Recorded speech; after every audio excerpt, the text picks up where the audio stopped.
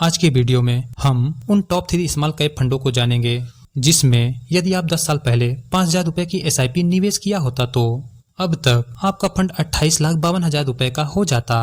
तो चलिए उन फंडों को एक एक करके देखते हैं और जानते हैं कि यदि अभी हम इन स्मॉल कैप फंडों में पैसा निवेश करते हैं तो हमें 3 साल, 5 साल और 10 सालों के बाद कितना रिटर्न मिलेगा।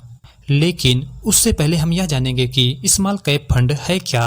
स्मॉल कैप फंड्स मुख्यतः उन छोटी कंपनियों के स्टॉक में पैसा इन्वेस्ट करते हैं जो स्टॉक कम मार्केट वैल्यू का होता है। वैसे इन फंडों में हाई रिटर्न के साथ थोड़ा रिस्क भी होता है। इन फंडों में इन्वेस्ट करने के लिए इन्वेस्टर को लंबे समय के लिए इन्वेस्ट करने की जरूरत होती है।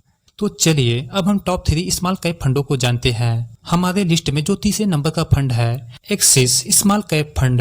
इस फंड की साइज 15,024 करोड़, NAV 89.27 रुपए। इस फंड ने अपने ग्राहकों को 3 सालों में 37.31% का रिटर्न दिया है, 5 सालों में 24.73% का, वहीं 10 सालों में 25.08% का रिटर्न दिया है।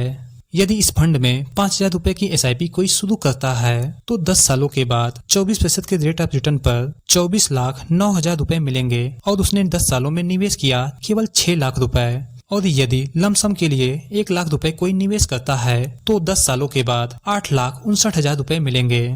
तो अब हमारे लिस्ट में दूसरे नंबर का जो फंड है SBI स्मॉल कैप फंड। इस फंड की साइज 20,911 करोड़, NAV 153.84 रुपए।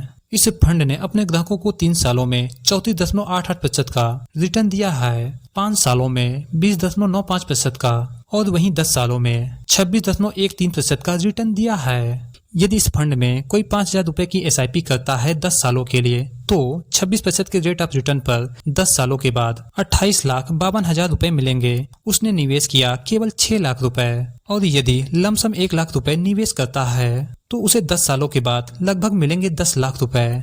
और अब अंतिम और पहले नंबर का जो फंड है Nippon India small cap fund. इस फंड की साइज 36,539 करोड़, NAV 138.54 रुपए। इस फंड ने अपने ग्राहकों को 3 सालों में 46.82% का रिटर्न दिया है, 5 सालों में 23.96%, वहीं 10 सालों में 26.73% का रिटर्न दिया है। यदि इस फंड में 5,000 रुपए की SIP कोई करता है तो 10 सालों के बाद उसे लगभग 30 लाख रुपए मिलेंगे और उसने केवल निवेश किया 6 लाख रुपए। और वहीं मान लेते हैं कि यदि कोई 1 लाख रुपए निवेश करता है तो 10 सालों के बाद उसे लगभग 10,50,000 रुपए मिलेंगे।